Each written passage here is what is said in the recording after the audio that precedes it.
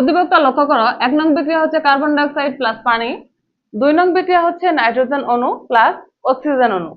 তো প্রশ্ন হচ্ছে 1 ও 2 উভয়ই সংযোজন বিক্রিয়া হলেও একটি বিক্রিয়া কেবল সংশ্লেষণ বিক্রিয়া।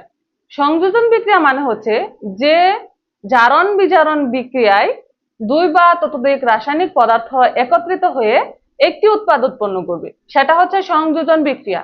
আর সংশ্লেষণ বিক্রিয়া মানে হচ্ছে যে সংযোজন বিক্রিয়ায় 2 বা ততোধিক মৌলিক রাসায়নিক পদার্থ একত্রিত হয়ে একটি মাত্র উৎপাদ উৎপন্ন করবে, তাকে সংশ্লেষণ বিক্রিয়া বলা হয়। তার মানে সংশ্লেষণ বিক্রিয়া কিন্তু সংযোজন বিক্রিয়া। তাহলে লক্ষ্য করো, এখানে আছে কার্বন ডাই অক্সাইড প্লাস পানি, এখানে আমাদের উৎপাদ উৎপন্ন হবে কার্বনিক অ্যাসিড H2CO3, আর এখানে আছে নাইট্রোজেন প্লাস অক্সিজেন।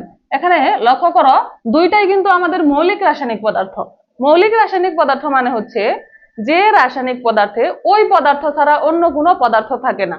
অর্থাৎ এখানে নাইট্রোজেন ছাড়া অন্য কোনো কিছু নেই, এখানেও অক্সিজেন ছাড়া অন্য কোনো কিছু নেই।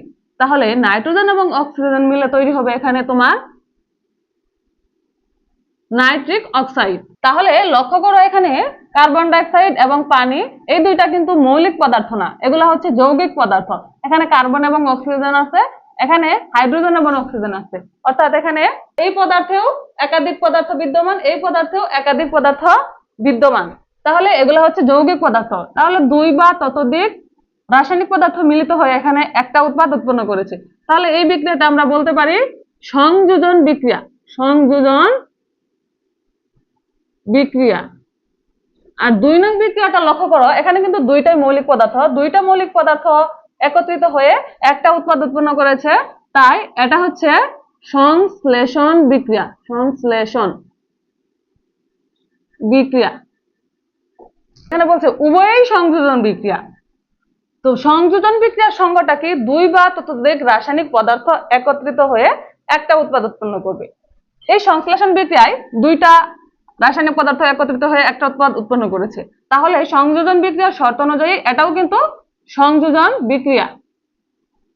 সংযোজন বিক্রিয়া আমরা বলতে পারি। তাহলে 2 নাম্বার বিক্রিয়াটা সংশ্লেষণ বিক্রিয়া এবং সংযোজন বিক্রিয়া উভয়ই।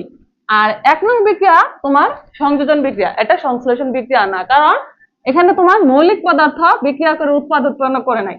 তাহলে এখানে বলছে উভয় সংযোজন বিক্রিয়া হলেও একটি বিক্রিয়া কেবল সংশ্লেষণ বিক্রিয়া। তাহলে আমরা এভাবে বলতে পারি 1 নং ও 2 নং বিক্রিয়া উভয়ই সংযোজন বিক্রিয়া হলেও কেবলমাত্র 2 নং বিক্রিয়া হচ্ছে সংশ্লেষণ বিক্রিয়া।